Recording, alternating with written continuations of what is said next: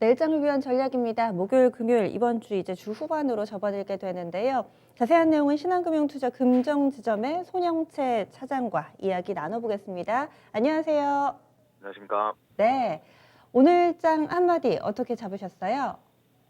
어, 변화에 대처하는 우리의 자세로 한번 음, 정해보았습니다. 어떤 지금 변화를 얘기를 하시는 건지, 그리고 이 변화에는 어떤 대응 방법이 필요할지 이런 내용들을 다루실 것 같은데 좀 더 알려주시죠. 우선 최근 수개월간 이제 백신 그리고 부양책 어, 긍정에 긍정이 더해지면서 주식시장이 새로운 역사를 좀 써내려가게 됐는데요.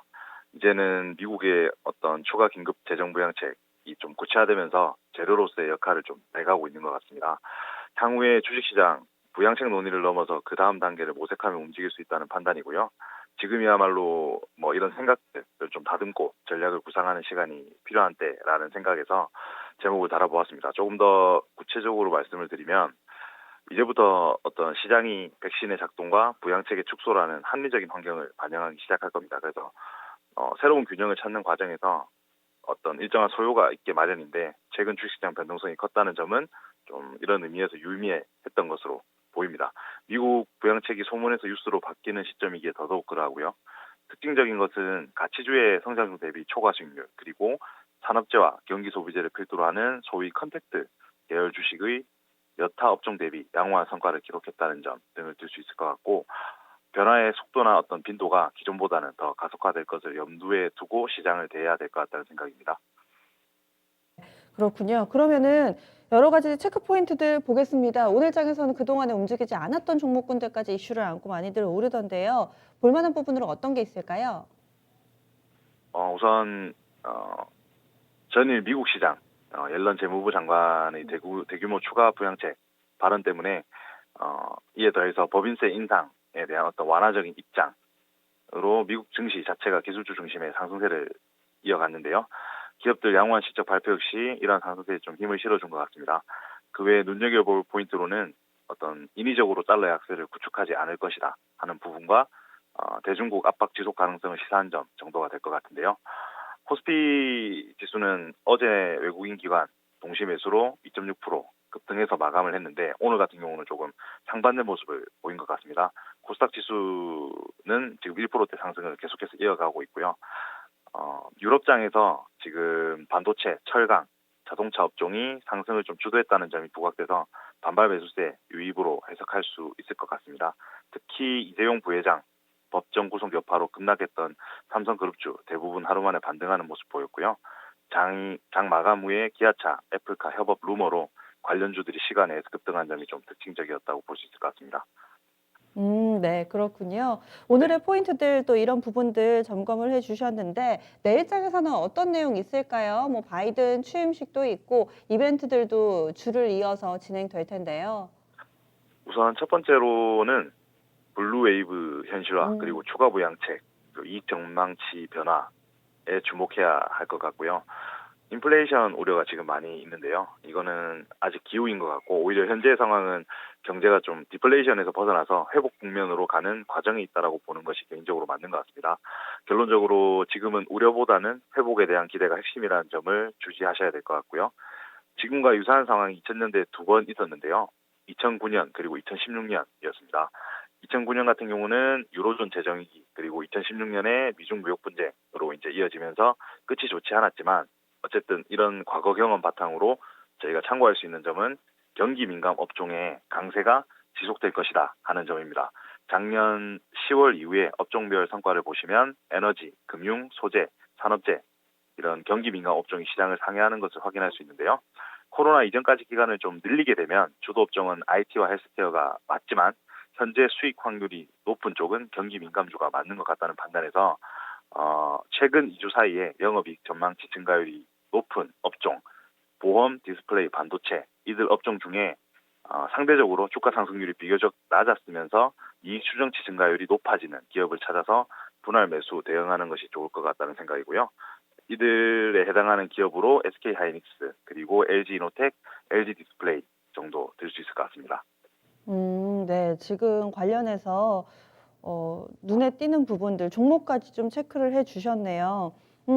그리고 보험 섹터도 여기에 들어가나요? 보험업종은 대표적으로 지금 영업이익 전망치 증가율이 커지는 업종이고요. 네. 그렇군요. 네, 그래서 이렇게 또 여러 섹터로도 압축을 해주셨네요. 그러면은 관심 섹터로 좀 더 연결 지어서 보겠습니다. 어떤 쪽 눈여겨보고 계신가요?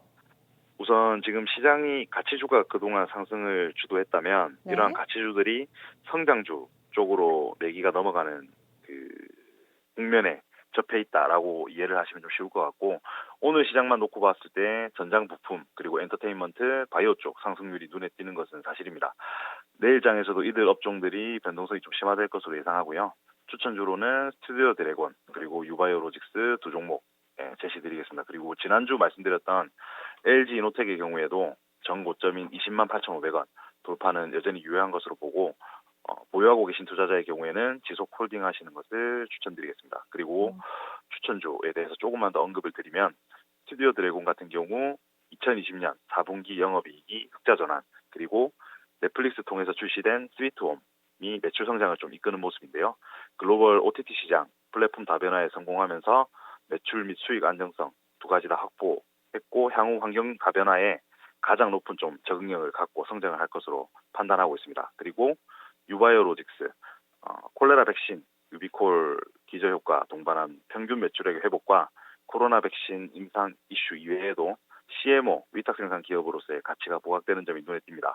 단기적으로 윗꼬리 부담이 있지만 긴 매물을 뚫고 일봉이 응집하는 모습이 기술적으로도 추가 상승 여력은 충분하다는 생각입니다.